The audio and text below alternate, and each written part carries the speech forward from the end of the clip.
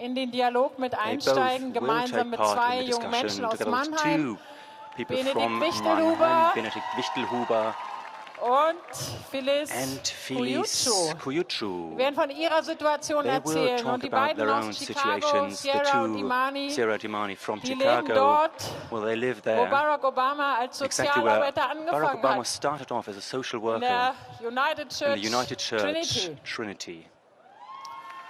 Wir freuen uns, dass we dieser are so happy Dialog that möglich this geworden dialogue ist, has been gemeinsam made mit der possible in cooperation with evangelischen the Kirche in Protestant Deutschland, mit Church ihrem Germany, Ratsvorsitzenden Heinrich Bedford-Strom. Heinrich Bedford-Strom, Machen President Sie of sich the es jetzt Council. einfach schon einmal ein So bisschen please bequem. just Schauen make yourselves Sie, at ease and make sure dass Sie Platz haben, you have enough dass Sie space Ihr iPhone hochhalten können to hold up auf your die iPhone Leinwand high enough oder to be able to see what's machen Sie going on einfach noch here, ein paar Selfies or mit den maybe Leuten um take Sie some herum. last selfies Schicken Sie of das in you, alle Welt und of your schreiben neighbours, Sie, and ich send it out to the bin people, auf to the dem world, Kirchentag. and tell everybody you are at the Kirchentag, Übrigens Germany.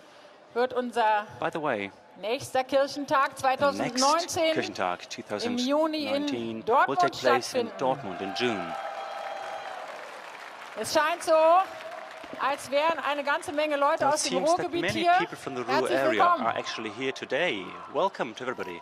Wir freuen uns über And we viele are particularly delighted internationale that so many Teilnehmende. people from abroad Wir are freuen here. uns über Tagesgäste.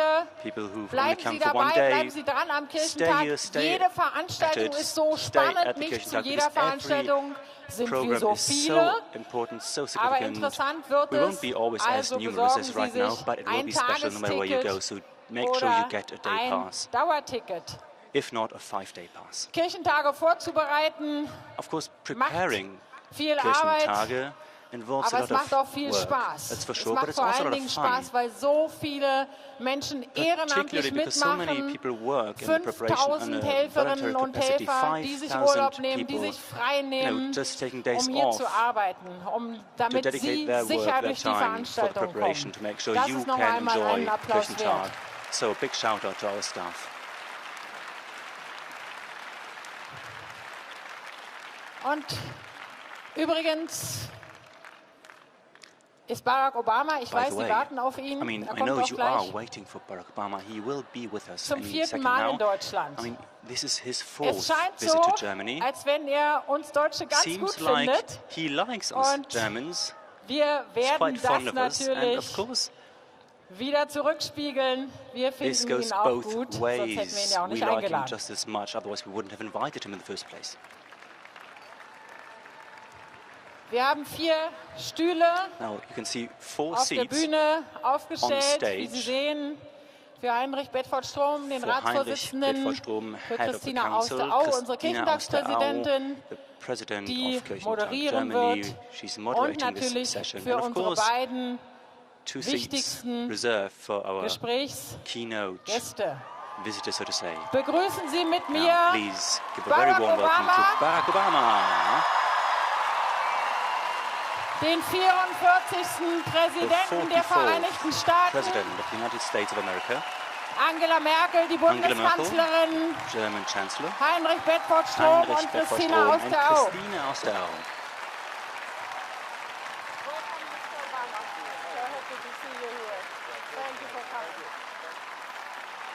Frau Merkel, herzlich willkommen. Vielen Ms. Dank, Merkel, welcome. dass Sie auf den Kirchentag kommen. Es freut So mich glad to sehr. have you. Thank you so much for joining us. Now I wish for a very fruitful discussion. Maybe one picture?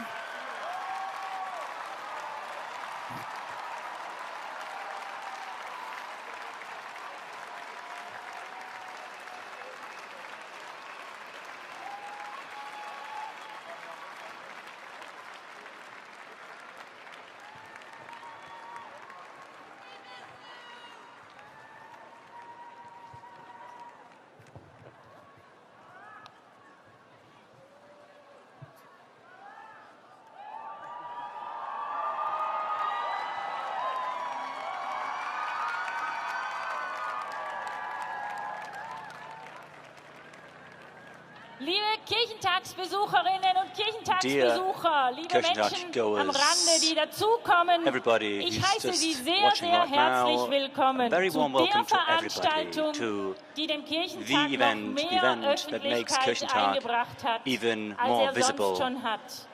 Und das ist auch gut so, weil es ein wichtiges Thema ist. Rightly so, Das because Gespräch mit we der are now talking Bundeskanzlerin on a very Angela specific topic, Merkel very important one. und dem Angela Merkel 44. and Präsidenten the der Vereinigten 44th Staaten, President of the United Barack States, Barack Obama, Obama, are now talking on a very important topic.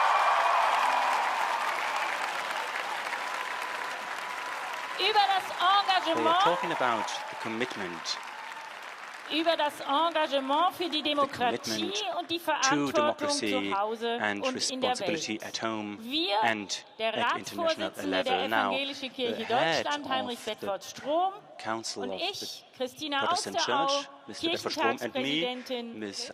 werden uns in Austerau, einem the ersten Teil President der of the Kirchentag, Veranstaltung are mit den now beiden in the Gästen first part of this unterhalten. session are talking In to our einem guests, zweiten Teil and werden in a 4 second Jugendliche part, kommen und 4 ihre young Fragen people are stellen, joining us denn es to ist ask ihre questions, because Zukunft, actually die it's es their hier geht. future we are talking about.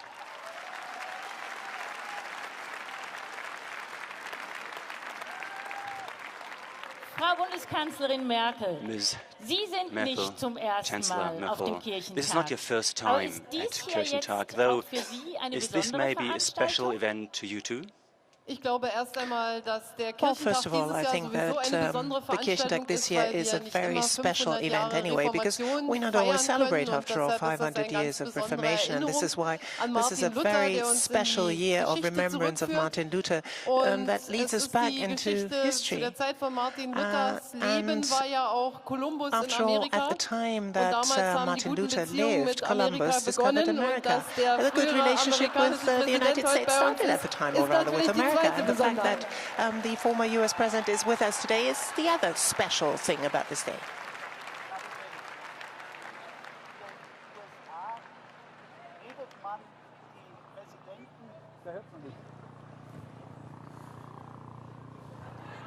In den USA In the USA, redet man die amerikanischen Präsidenten US auch dann mit Herr presidents Präsident are an, always called wenn sie US nicht mehr im Amt presidents, sind. Also sage ich even jetzt, though they're Herr not presidents any Präsident, longer, not in office. So let me address you by begrüße Sie saying, Mr. herzlich auch von President, meiner I'd Seite like aus to hier warmly bei welcome uns you as well in Deutschland, in hier Germany, in Berlin. in Sie haben Berlin ja Berlin. schon Now you've mehrere been to Male Berlin several besucht. times.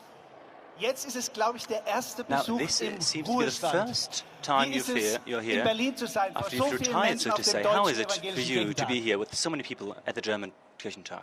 Well, first of all, guten Tag. It's good to see all of you. It's good to be back in Berlin.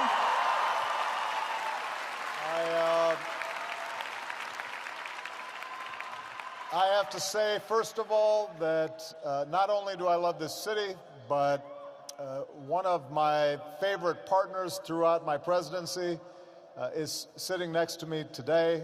Chancellor Merkel has done outstanding work, not just here in Germany, but around the world. I am deeply honored to have been invited to participate in this wonderful event, in part because my own public life began working with churches in poor communities in Chicago.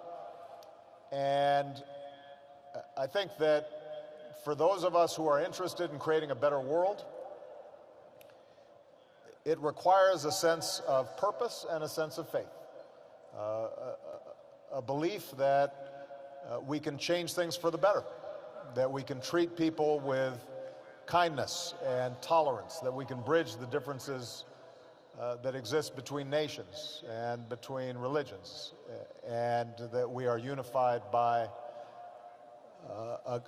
a benevolent God.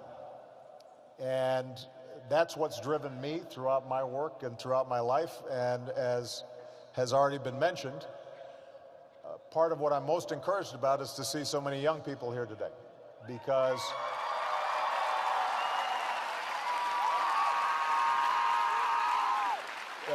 at a time when the world is a very complicated place, when we can see the terrible violence that took place just recently in Manchester, and we had a chance backstage to send a message to the people of Manchester about how heartbroken we are by the loss of life and to grieve with the families.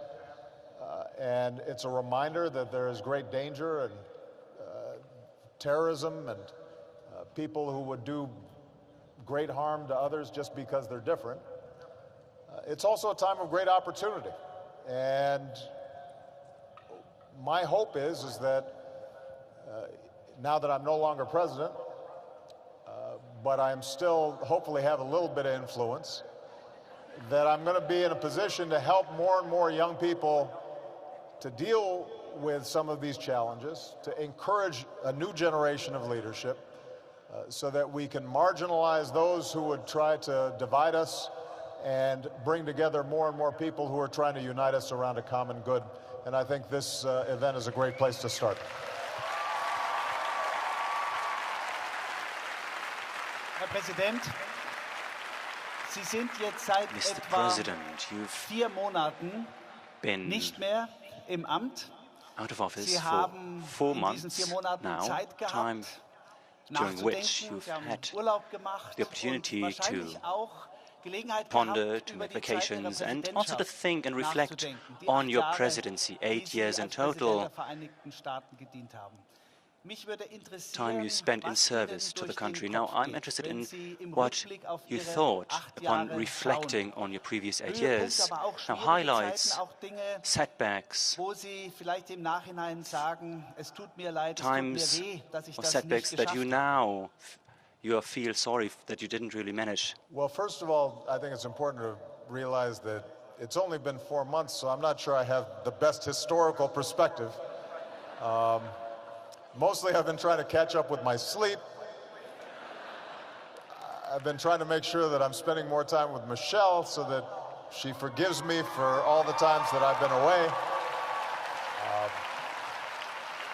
I've been spending time with my daughters, who are now getting old enough where they, I'm not always the most interesting person. They're more interested in their friends, but they feel sorry for me sometimes, and they're willing to do things with me, and I try to take full advantage of that. But I do, look, I'm very proud of the work that I did as president. And I think that, as Chancellor Merkel will tell you, when you get involved in public life, you have to recognize that you never achieve 100% of what you want.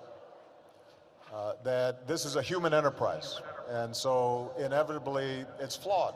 And what you try to do is to work with others who share your values and share your vision to try to make things better, understanding that you won't make things perfect.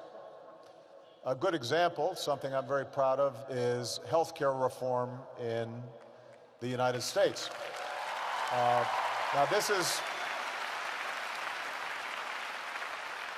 as many of you know, healthcare in the United States, we are unique among advanced countries that we don't have universal healthcare. That oftentimes there are people who are sick who cannot get care, or they have to go to an emergency room to get care.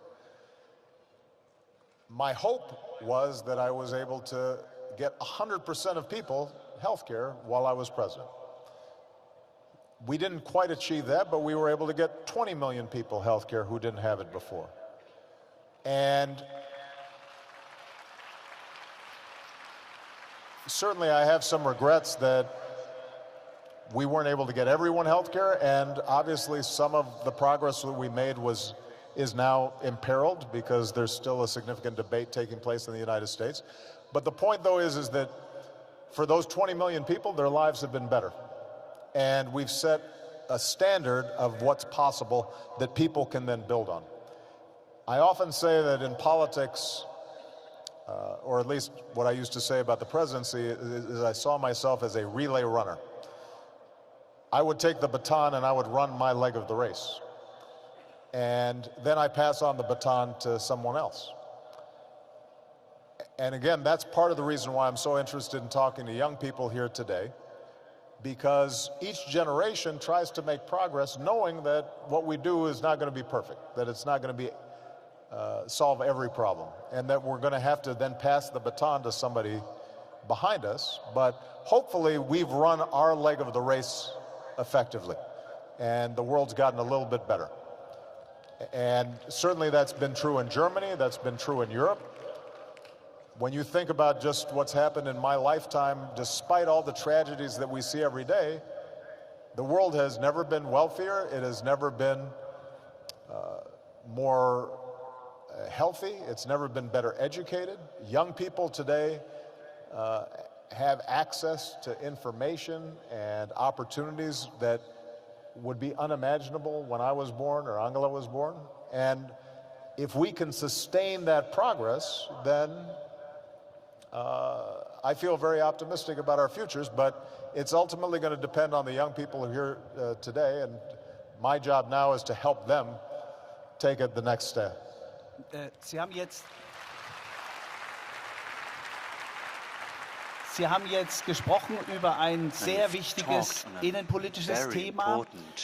Was fällt Ihnen ein, wenn Sie sich Ihre Rolle in der internationalen Politik, in der Welt, in diesen 8 Jahren vor Augen führen? Wo haben Sie Regrets, was bedauern Sie?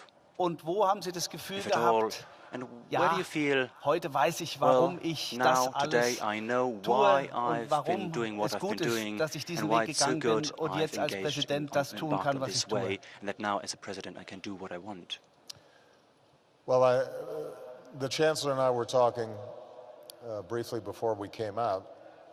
I think the international order is at a crossroads. It's an important time in the international community. If you think about what occurred, I was born in 1961, which I know that makes me seem very old to many of you. But in history, that's actually not a very long time. And when I was born, Berlin was divided, the Iron Curtain was up, apartheid still reigned in South Africa. Dictatorships were the norm in large portions of the world. We had just emerged out of a devastating world war, a Korean war. We were about to enter into a Vietnam war, the United States was. Countries were still emerging from colonialism.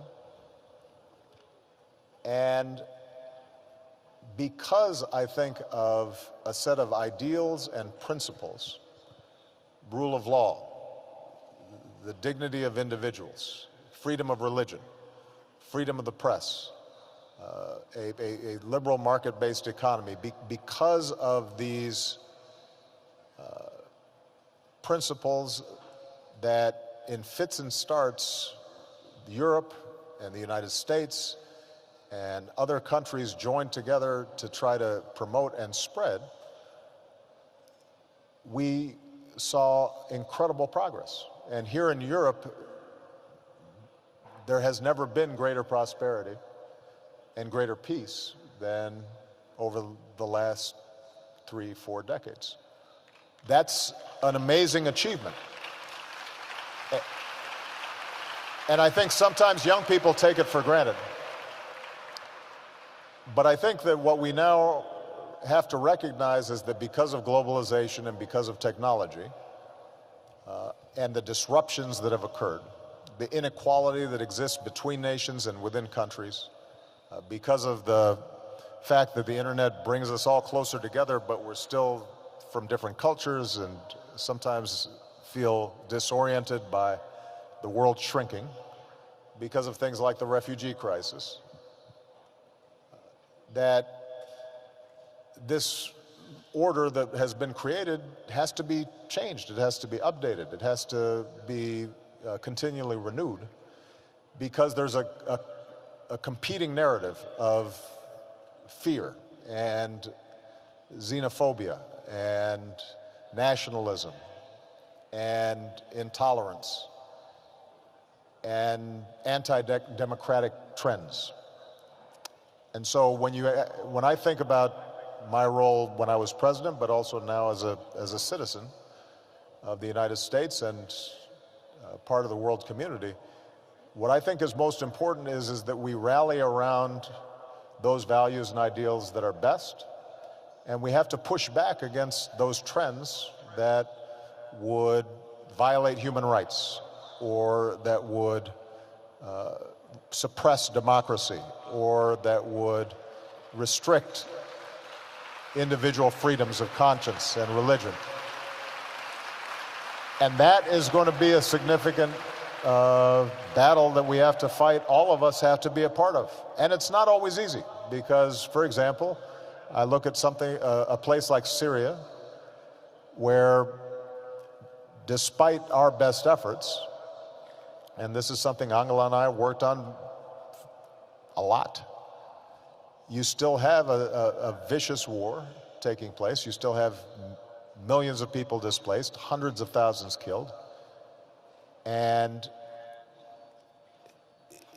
it is going to require, I think, everything we can do to recognize that what happens on the other side of the world or in these other countries, whether it's in Africa or Asia or Latin America, that it has an impact on us, and that we're going to have to be invested in trying to help those countries achieve peace and prosperity. And as president, I did not always have the tools that I wanted to affect those kinds of changes, but at least we tried.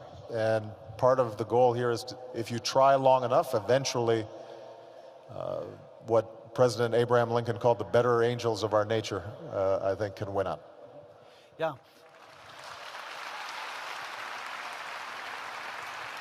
Jetzt möchte ich mich an die Bundeskanzlerin wenden. Einige der Themen, die der Präsident angesprochen hat, werden wir nachher noch mal vertiefen. Ich möchte jetzt noch mal die Bundeskanzlerin fragen. Frau Bundeskanzlerin, das Thema ist ja Demokratie, unsere Veranstaltung heute. Und auch die Frage, was können wir als Christinnen und Christen dazu beitragen? Nun ist es ja so, das ist eben schon angeklungen, dass die Demokratie of 80,000 people coming here to this country offshore in 2015, 150,000 from Afghanistan. And I believe 1,000 die überhaupt damit konfrontiert wurden, dass sie have wieder actually been zurück müssen. confronted with having to go back. Aber die That shows überwiegende you the sheer Zahl hat hier dimension. wirklich auch So gute I think the Integrationschancen, das sollte overwhelming man number auch nicht has very vergessen. Und wir good versuchen, chances to get sachgerechte integrated, Lösungen and zu we are finden. trying to find good solutions for them. Even though the question wasn't directed at me, I just want to make one comment about this. Because the United States, although as a consequence of geography and separation from oceans, we haven't seen the same numbers of refugees from Syria or Afghanistan. There obviously has been a significant immigration debate in the United States, people coming from Mexico, more recently coming from Central America and Latin America. And the struggle that I think Angela has, that I've had when I was president of the United States, is that in the eyes of God, a child on the other side of the border is no less worthy of love and compassion than my own child. We can't distinguish between them in terms of their worth and their inherent dignity, and that they're deserving of shelter and love and education and opportunity. But we are also the heads of nation states, and we have responsibilities to citizens and people within our borders, and we have finite resources. And so part of the job, I think, of governments is to express humanity and compassion and solidarity with those in need, but also recognize that we have to operate within legal constraints and institutional constraints and the obligations that we have to the citizens of the countries that we serve. And that's not always easy. One way that we can do a better job, though, is to create more opportunities for people in their home countries. And that's why I think one of the challenges that I've had in the United States perhaps Angela has had here in Germany, is getting people to understand that when we provide development aid to Africa, or we are involved in conflict resolution in areas where war has been taking place, we make investments to try to deal with climate change and the displacement of farmers and people whose way of life is being changed because weather patterns are changing.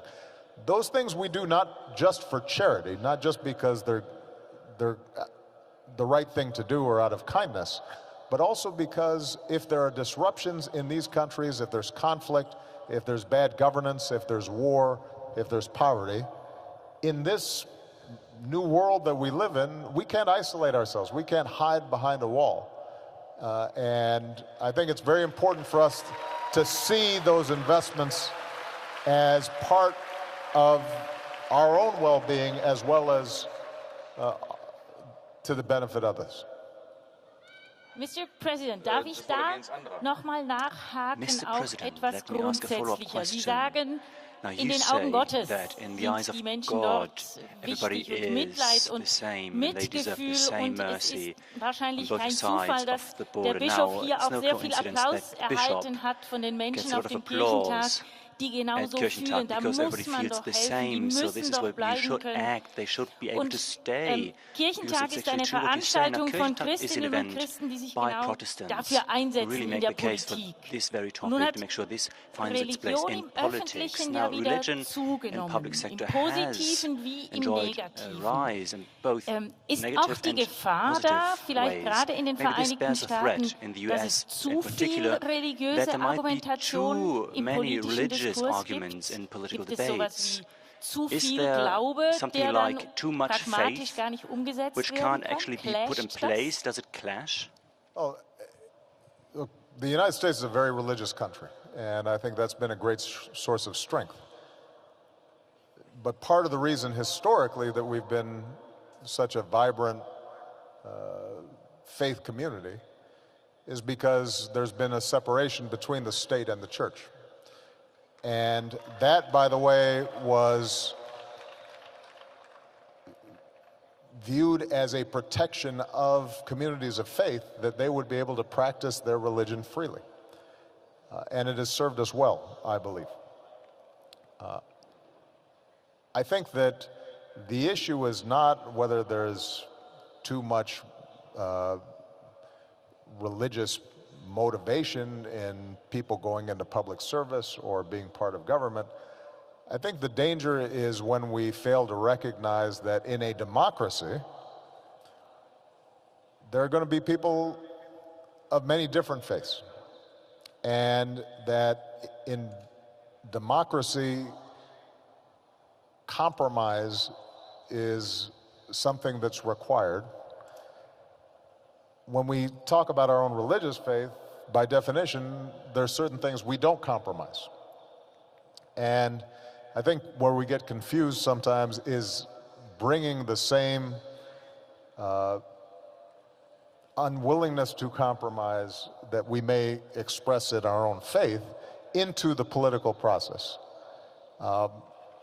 Because the truth is that in the United States, we're a predominantly Christian nation, but we are also a Muslim nation and a Hindu nation and a Jewish nation and a nation that has a lot of non-believers. But what we can find is ethical and moral principles that bridge us together. And when we focus on those things, then we can make progress, even if in our own families, our own faith communities, our own religious practice, there are certain things that we're not going to agree with. And that, I think, is where we sometimes get confused. I will say personally for me, in my own faith, I also think that it's useful to have a little bit of doubt. Faith is... The reason you need faith is because you're believing in things that you can't see right away. And as a consequence, I'm always humble. I try to be humble when it comes to my faith. I don't assume that God is speaking exclusively through me. I assume that God sees wisdom in all the people out here too.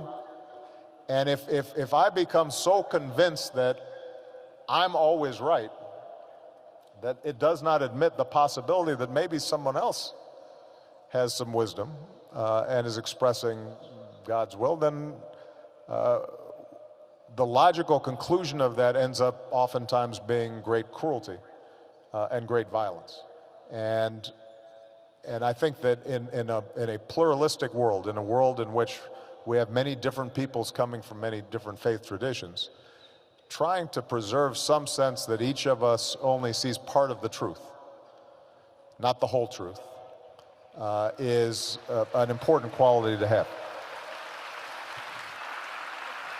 werde Ihnen, Frau Merkel, Frau Bundeskanzlerin, gleich die gleiche Frage stellen. 500 Jahre Reformation. Für die Reformatoren war schon klar, dass Beruf und Alltag auch Gottesdienst sind und geprägt sein sollen von den christlichen Werten. Wie sehen Sie in Deutschland das Engagement von Christen im politischen Bereich? Naja, um das anders anzuschließen, was Barack Obama eben gesagt hat, möchte ich für mich auch noch mal sagen, der christliche Glaube ist ja erst einmal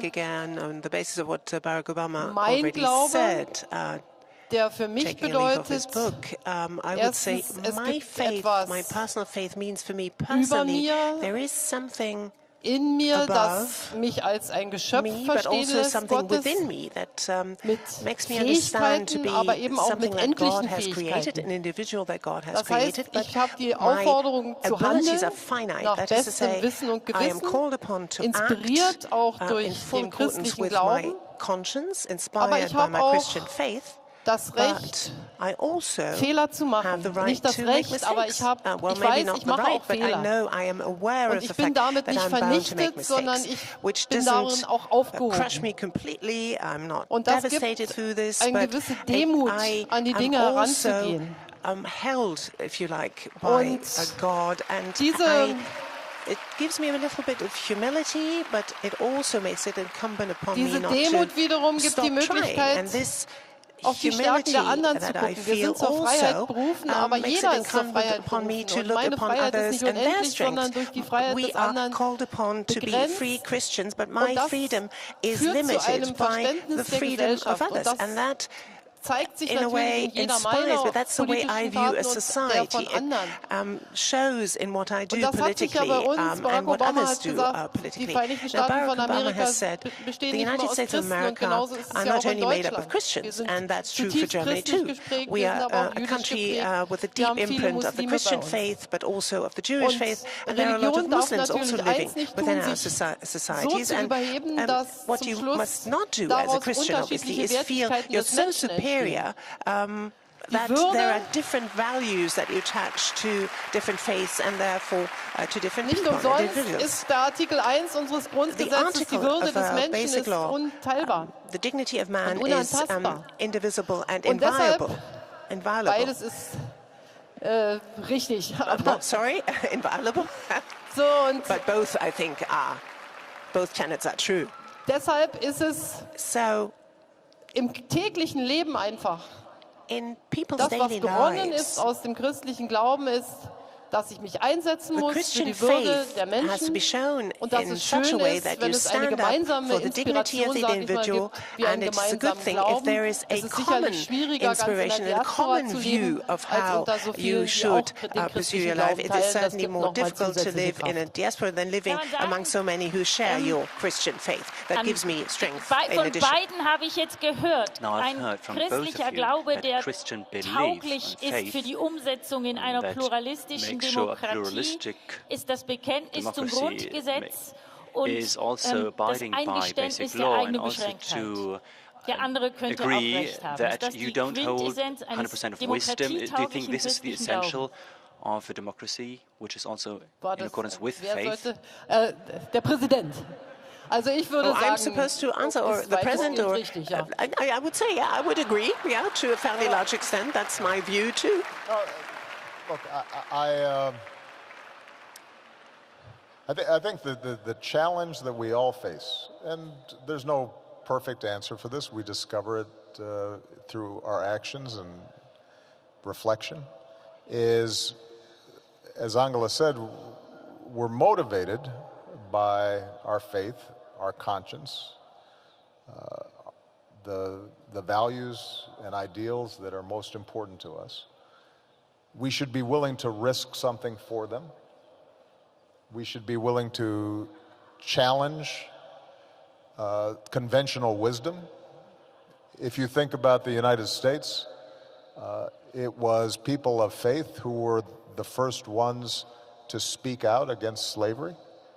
And it required a sense of righteous anger against an institution that for many they viewed as just the natural order of things. It was a radical movement initially that eventually elevated people's consciousnesses and led to that long march towards freedom. So we have to act based on what we believe is true and is right.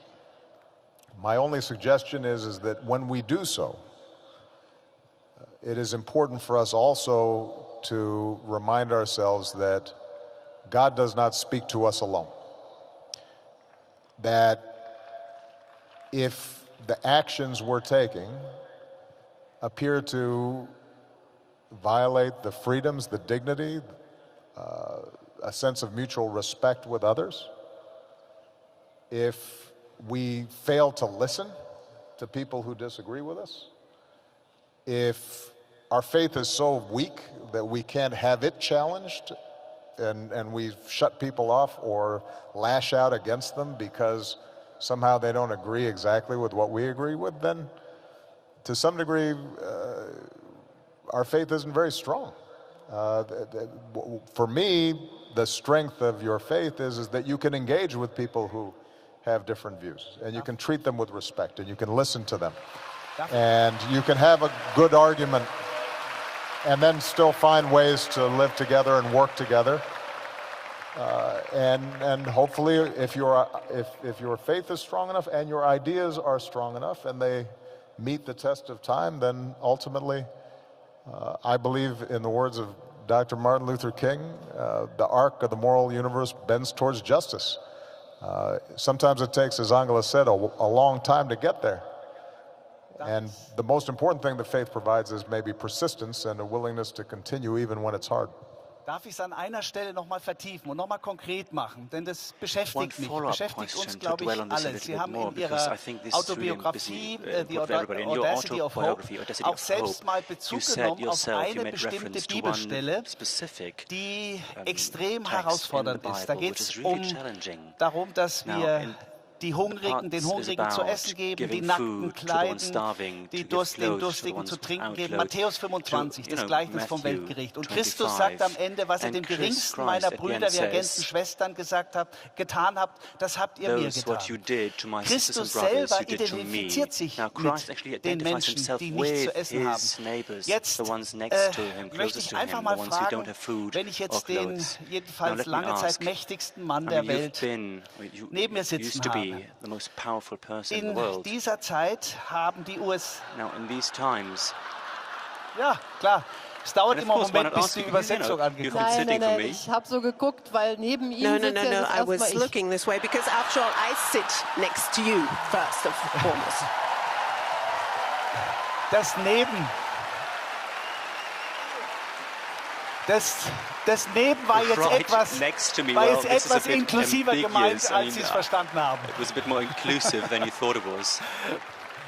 Ich setze trotzdem noch mal an. Still though, let me ask again.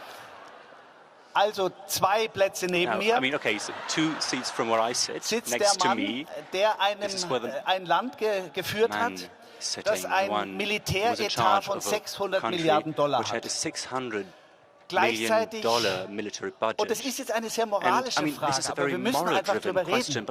Gleichzeitig sterben jeden Tag 24.000 Menschen, weil es nicht genügend Nahrung, nicht genügend Medizin für sie gibt, obwohl es auf der Welt vorhanden ist. Es ist eine extreme Spannung, in der wir da leben. Und wir müssen darüber reden, wie wir mit dieser Spannung umgehen. Und mich würde das einfach interessieren, wie Sie als jemand, der ja auch selbst diese bestimmte Bibelstelle als sehr wichtig für sich gesehen hat, wie Sie selbst mit diesem Widerspruch umgehen und wo Sie die Perspektiven sehen, dass wir endlich zu einer Welt kommen, in der alle Menschen in Würde leben können. Well, that's a big question. How much time do we have? I know.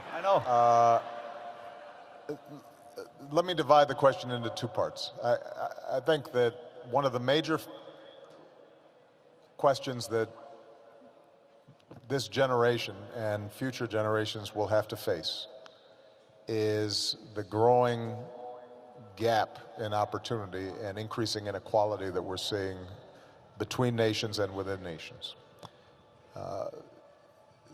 The amounts of wealth and opportunity and consumption that exist at the very top relative to the enormous need that still exists around the world is something that, in my view, is unconscionable. And there is enough to feed everyone. There is enough to shelter everyone and clothe everyone and educate everyone if we are able to design a social compact that reflects our best values. Now, that's not easy to do. I think that it's not simply a matter of writing a check and sending money, because part of the goal has to be to create societies that are self-sufficient and have self-determination and dignity. And this is why when I looked at how we could budget our development and our aid programs, we were constantly focused on not simply how do you give a fish, but how do you teach people to fish. And also, by the way, how do you make sure that governments are promoting the interests of the people from the bottom up as opposed to just folks at the top. And I think we should take a moment to reflect on the enormous progress that has been made, even in my lifetime. There have been hundreds of millions of people who have been lifted out of extreme poverty just over the last several decades.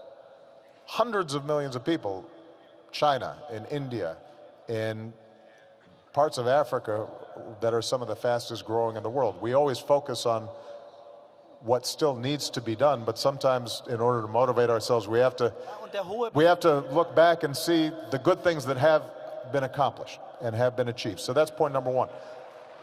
The second point is with respect to military budgets.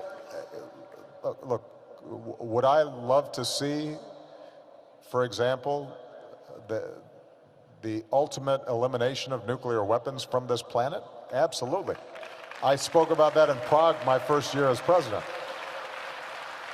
And in some cases, we were able to reduce some of the reliance on both our and Russia's nuclear arsenals. But in the same way that it takes time for us to move to a point where we are lifting people out of poverty, it's going to require us to apply steady effort to reduce the need for military budgets. And the truth is, we do live in a dangerous world. We live in a world in which the United States oftentimes is called upon to put pieces back together again when nobody else has the capacity. And I've saw that firsthand. You think about the Ebola crisis in Africa, where essentially it was the United States government and our military that had to go in and build the infrastructure that allowed relief efforts to get in, doctors, medicine, evacuations to get in, to solve a crisis that could have killed hundreds of thousands of people. And there are going to be times where, without that kind of military effort, bad things happen. What I do think is that the more we can emphasize diplomacy and development alongside our military over time, the less reliant we are primarily on our military to achieve the goals that we all have. And that means seeing that all as part of our national security budget. The national security budget shouldn't just be seen as military hardware, but it should be seen as development, and it should be seen as diplomacy, and it should be seen as promoting education for girls in villages, because we know that countries where women are educated tend to do better economically, and as a consequence are less likely to get into conflicts. All those things have to be a part of what we view as our national security policy. Die Bundeskanzlerin möchte zu dem Thema auch noch was sagen. Da müssen wir schon zur Schlussfrage kommen. Ja, ich wollte auch nur noch mal daran erinnern, I actually only wanted to remind you of the fact that Barack Obama, in a world where you had many military conflicts, gave a speech at the time in Prague. A world without nuclear powers is what we ought to strive for. And we should not forget those goals that may seem improbable at this point in time, but that are still out there. Disarmament has to remain at the very top of the agenda, no question about it. On the other hand, war ich zum Beispiel sehr dankbar, I, for als wir gesehen example, haben, was was mit very den grateful Jesiden when we passiert saw im what Irak. happened to the Yazidi Und als minority das in ganze Iraq. Volk dort When vernichtet werden sollte. The intention was zusammen mit clearly den to Kurden wipe auch them off the die face of the earth. Vereinigten Staaten von Amerika in der That Lage at the waren, time the militärisch Kurds, dort with the help of the vorzudringen, United States of Hilfsgüter America, were actually abzuwerfen und able diese to step in islamistischen militarily Terroristen to zu do verjagen. Und drops das war of genau der goods Moment, that wo helped wir those uns people in to der survive großen and to Koalition also zusammengesetzt haben und gesagt haben, können wir fight da against eigentlich ISIS. zugucken? And we Können wir here in the eigentlich sagen, Grand schön, dass Coalition wir die then said, Vereinigten can we Staaten actually haben sit on the und fence and nichts just watch tun? it and be happy Wir that we have tun the auch United heute States and nicht not den do anything? Löwenanteil, aber wir We're tun not wenigstens etwas. Und doing ehrlich the lion's gesagt habe share ich mich da in that particular fight auch now, in einer but we're doing Situation gefühlt, something. wo ich And diese actually, Entscheidung at the bejahen time, kann. I was Und in a ich war situation where dankbar, dass es I was militärische wholeheartedly Fähigkeiten gab, behind die die this decision. I was Vernichtung des grateful gesamten that there Volkes are verhindert military haben. Auch das possibilities gehört dazu, aber that das enabled alleine us reicht to natürlich nicht. Da muss avoid a situation Politik where this dazukommen, da muss people, Hilfe this ethnic dazukommen, minority could be zivile wiped out. Anstrengungen. But this in it of itself is not sufficient. Civil engagement has to come in as well. Und was können wir tun, wenn wir nicht mehr zugucken können? Is it Wir sind okay noch to be on nicht the am fence, Ende or what mit can we do unserem if we Gespräch, observe, aber wir and what machen else eine would we do? Pause I mean, und it's not the werden end of the talk, nachher but we will die have a Jugendlichen little begrüßen, break die and unser then Gespräch weiterführen. Ganz welcome the herzlichen young Dank people that will join für us das later on. Gespräch. Thank you so much for this talk.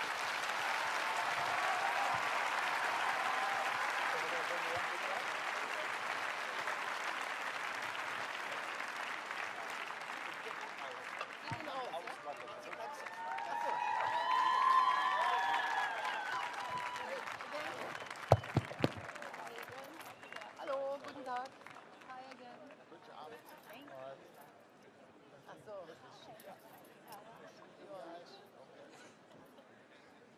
Getting the chairs all ready? Do we stay in our same seat? We stay there and we go at the outside. Right, sit down.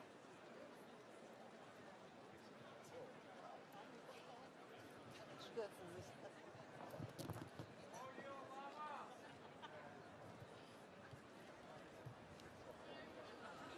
No, you are asking the question. Yes, Martin, you are asking the question. Sehr gespannt. Ja? Und so freue ich mich jetzt sehr, dass wir And auf der I'm Bühne so 4 happy to Jugendliche have on stage begrüßen with me dürfen, 4 die young Bundeskanzlerin people, Merkel und Präsident Obama Chancellor ihre Merkel Fragen and stellen. President Meine on the Frage, Mediterranean Sea. So my was question können would Sie be, jetzt tun, what can you damit do right jetzt now weniger Menschen to make sure sterben? that now fewer people die? Ja, vielleicht Well, von meiner Seite, well, es ist eine I would say Katastrophe. that it is clearly a catastrophe. Wir haben deshalb ja wieder eine militärische Mission, die Mission Sophia, die erst einmal versucht, Menschenleben zu retten. Deutsche Soldaten haben 20.000 Menschen bereits im Mittelmeer gerettet in den letzten Jahren und so haben es viele andere Nationen auch getan. Aber natürlich reicht das nicht, sondern wir müssen den Schleppern und Schleusern den Kampf ansagen. Das sind Menschenhändler. Das sind mafiotische Strukturen, die auf Kosten von Menschen und deren Leben arbeiten. Deshalb habe ich, als wir diese Situation in der Ägäis hatten, wo auch Hunderte umgekommen sind, ja, das Abkommen, sehr für das Abkommen mit der Türkei eingesetzt. Weil wir da sagen, wir helfen der Türkei, Flüchtlinge dort besser zu versorgen. Wir nehmen Flüchtlinge auch auf, aber kontrollieren zwischen Staaten. We are also receiving refugees, but in a controlled way, according to a distribution level, among different countries. And this way we destroy this business model. Many have criticized this and have said, how can you conclude such an agreement? But we did it for the sake of the refugees, because month by month peoples were dying, and in the Mediterranean Sea even more people are dying. Now, what we have to see to is that we try and help establish a state structure within Libya. Libya is the country where you have refugee camps where no UN agency has any access whatsoever. And only once we have a state structure there, that is to say, counterparts that we can talk to, will we be able to help those people who are there in Africa and give them a decent life and talk about possibilities to control this kind of migratory flow. And trying to establish state structures in Libya requires a lot of strength, a lot of political clout, and I have to work for this every day, and others do so too. So we answer the same question. Yeah. Well, look, the tragedies that have been taking place in a place like Syria are ones that have haunted me since we first started seeing the civil war break out. The situation in Afghanistan has been a contributor to the refugee crisis, in part because this is an extraordinarily poor country that's now been at war for over 30 years. We're not going to eliminate all the suffering overnight. The goal has to be a steady move towards a better situation in those countries, even as we save those who we can. And as Angela pointed out, some of the crisis that's happened with refugees is promoted because of economic interests of traffickers, and those have to be shut down. But I would emphasize that if we can reduce the conflicts that causes these crises in the first place, then that is the most effective way for us to save lives. And within Syria and the Middle East more broadly, trying to bridge the divides that currently exist between Shia and Sunni. We were talking earlier about the nature of religious faith. Here's an example where within a religion, you have seen an unleashing of animosities that didn't necessarily exist historically, but that have been used on occasion cynically by leaders to promote their own interests. Trying to solve those underlying conflicts are the most important things that we're going to be able to do. And we should be honest with ourselves that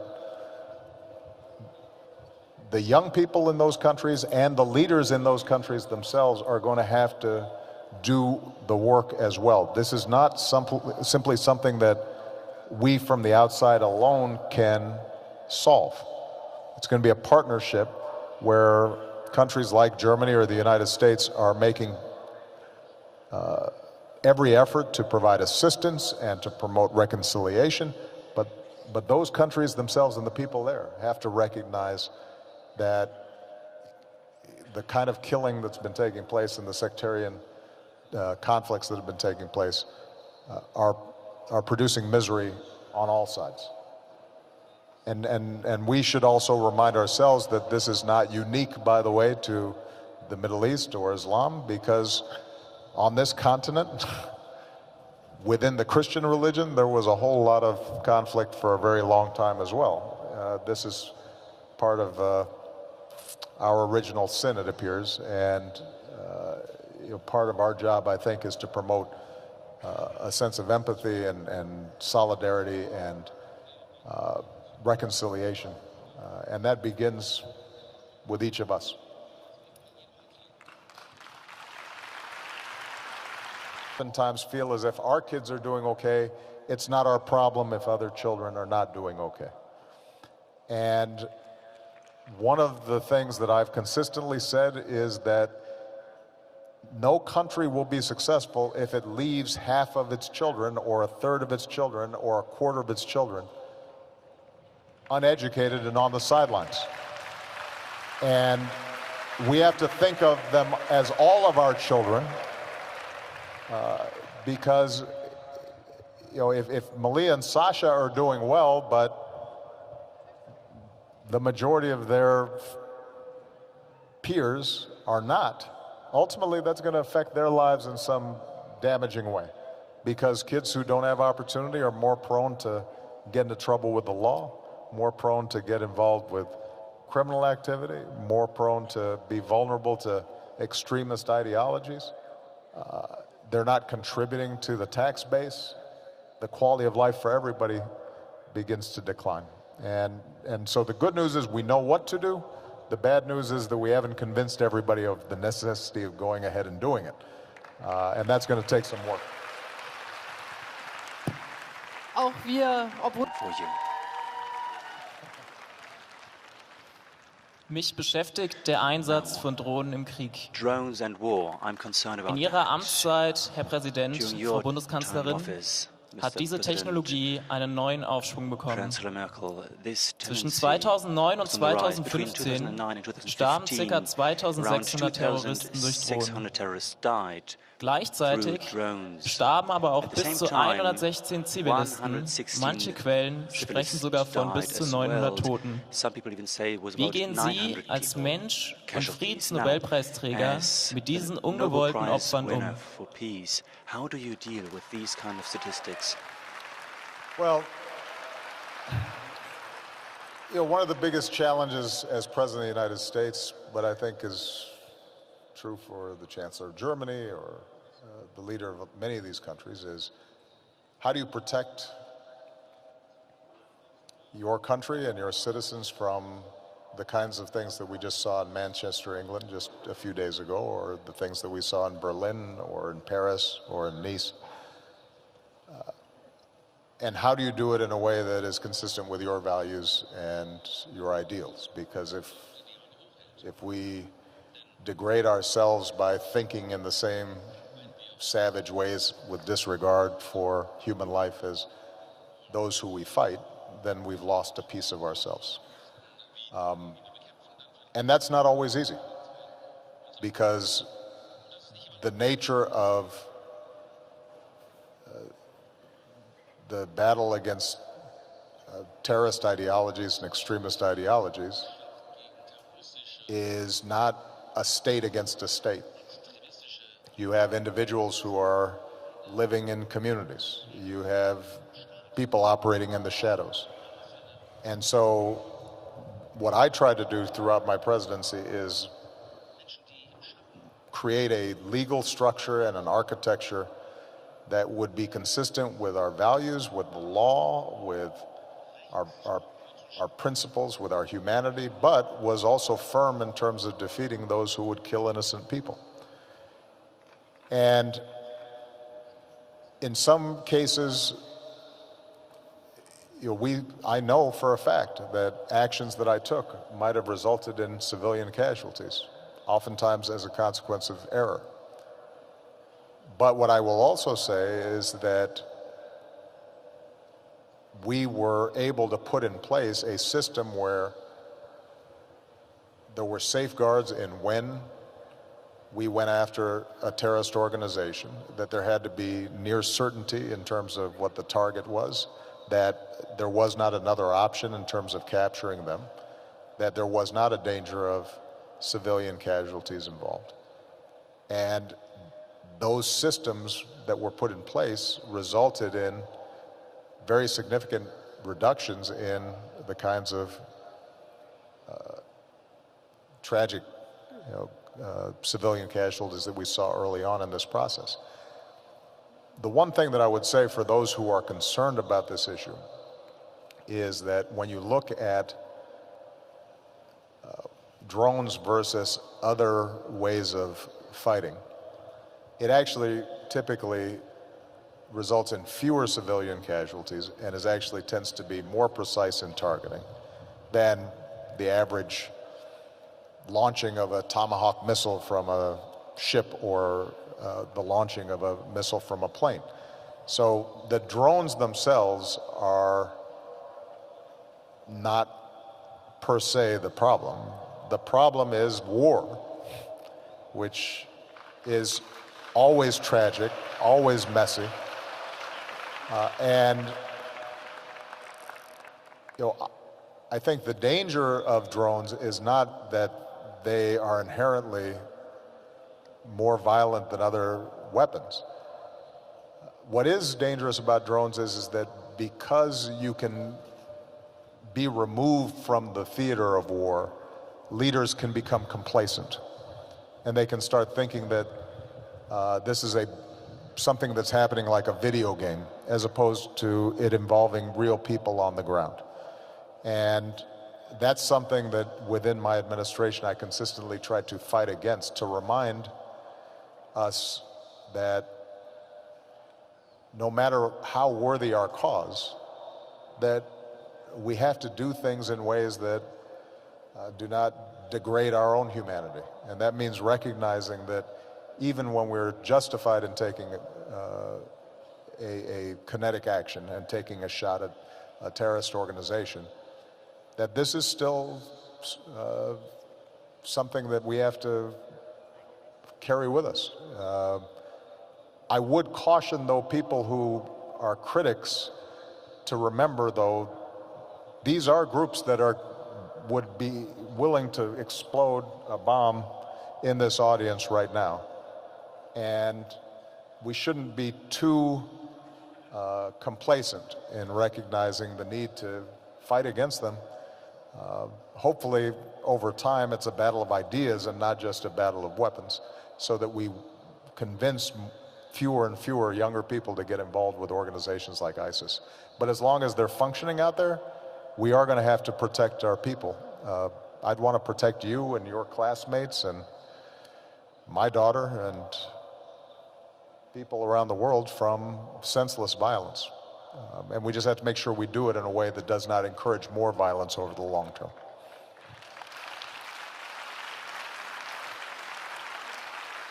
Wir stehen wirklich vor der Aufgabe, dass wir es mit Gegnern zu tun haben, die unsere ganze Art zu leben zerstören wollen. Und dass das, was im Kalten Krieg funktioniert hat, dass Abschreckung schlimm genug, aber im Grunde manchen Krieg verhindert hat, weil beide Seiten am Leben gehangen haben. Das haben wir bei den terroristischen Gruppen nicht. Die sind bereit, ihr eigenes Leben zu opfern, um das Leben anderer zu zerstören, wie wir es jetzt in Manchester gesehen haben, mit jungen Leuten, mit Familien, mit ganz normalen Menschen. Und was wir, auch wenn es neue Möglichkeiten gibt wie die Drohnen, trotzdem nicht vergessen dürfen, Krieg, militärische Auseinandersetzung muss immer das letzte Mittel sein. Alles andere muss vorher versucht werden. Und Krieg bleibt immer Krieg. Und ich glaube, die Gefahr, die Sie auch sehen, ist, wenn es plötzlich so anonymisiert wird es dann vielleicht verantwortungslos genutzt. Und deshalb sind die Werte, die uns leiten, die Barack Obama auch gesagt hat, natürlich umso wichtiger, dass nicht irgendjemand da was entscheiden kann, weil es ja keiner sieht, sondern dass noch einmal mehr aufgepasst werden muss und noch mal eine neue Institution eingezogen werden muss und diskutiert werden muss. Ist das notwendig? Ist das verantwortbar? through people that discuss, can we responsibly act this way? Can we be held accountable later on? And so no matter what the technical possibilities are, our values have to guide us, even when we make the most difficult decisions, even when we have to wage war possibly against certain people. It's always a difficult decision. We have to be even more vigilant, more guided by our values, maybe that, and arguably than earlier on. And that all informs our culture and our politics in really powerful ways. So artists have a huge contribution to make in terms of our public life. But maybe if I can broaden the question, because I know we're running out of time, I want to emphasize how impressed I am with all the young people up on this stage. And they're good examples of the young people that I meet every place I go around the world. When I was president, now that I'm no longer president, the generation that's coming up, I think, is as smart, as sophisticated, as tolerant, as thoughtful as any generation that's come before it. And my hope is that that younger generation gets involved, whether you're an artist, a business person, a technician, I don't care what your job is. If we're going to solve the problems that we've discussed here today and take advantage of the opportunities that exist for all of you, people have to be involved. They have to get engaged. I mentioned earlier in the United States the struggle, the long march towards freedom. The people who led the civil rights movement were your age and younger. It wasn't 50-year-olds. It wasn't 70-year-olds. Martin Luther King Jr. had not reached 40 before he was killed. Most of the work he did was in his late 20s and early 30s. Of course, Jesus Christ, was here just for a short period of time, but transformed the world. What you can accomplish at your age, if you are willing to bear that burden of responsibility to be informed, to vote, to be active on your college campuses, to get involved in issues, whether it's climate change or refugees or alleviating poverty or teaching. Those kinds of contributions on a day-to-day basis, as Angela said, you're not going to change the world overnight, but each step that you take, each life that you impact in a positive way, each time you speak out against intolerance, each time you teach a friend about the importance of voting, each time you take a young child and give them encouragement, that's making the world a better place.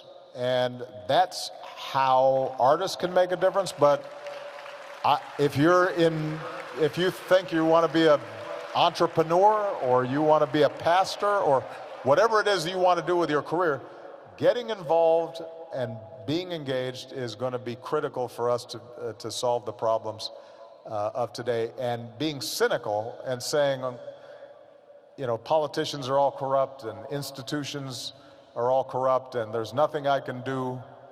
If that's your attitude, then yes, things will get worse. But it'll get worse because you did not make the commitment to live out the values and the things that you believe in most.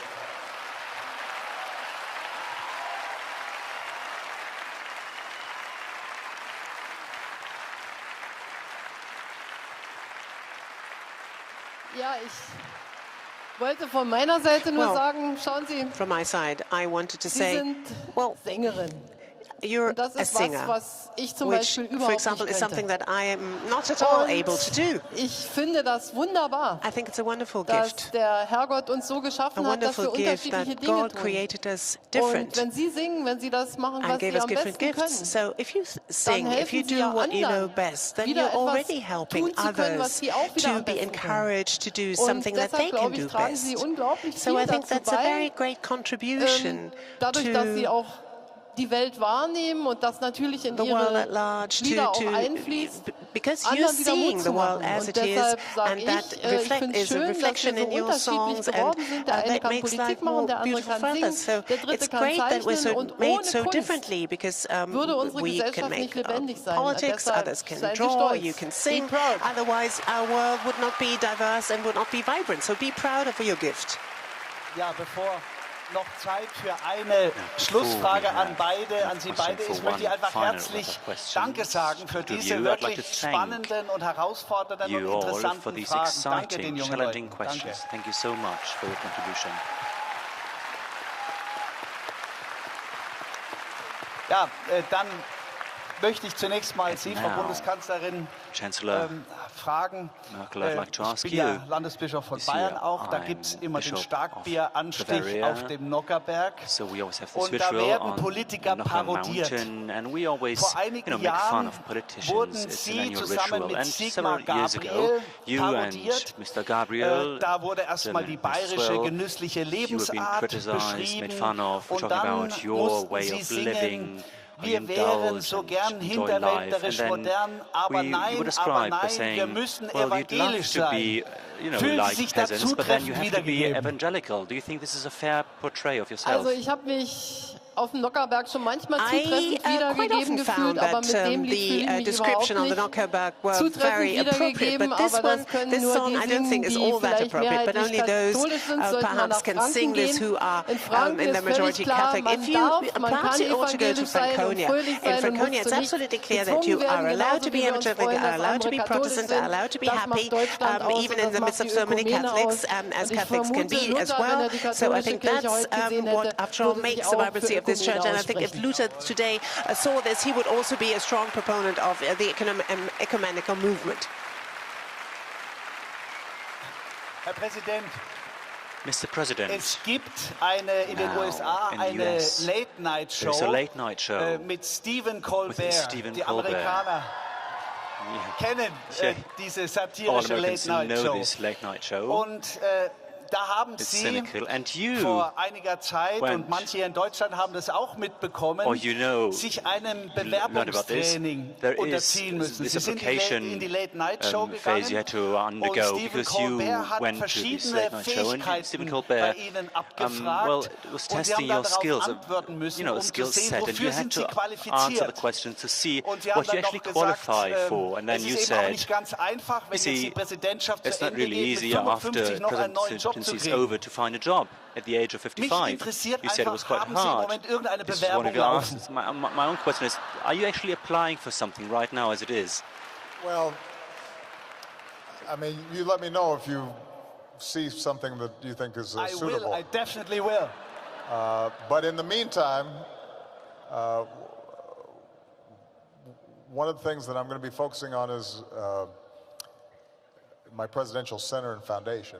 And that's really going to be, I think, my focus over the next several years, trying to create a network so that we can train the next generation of leaders and that I can help young people like this who are already doing amazing things to get to know each other across countries, within countries, to give them the skills and the tools so that they can make even more changes in the future.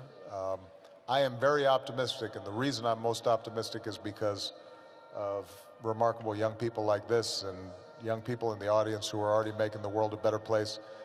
My job is to see if I can be a good coach to them so that they can be the next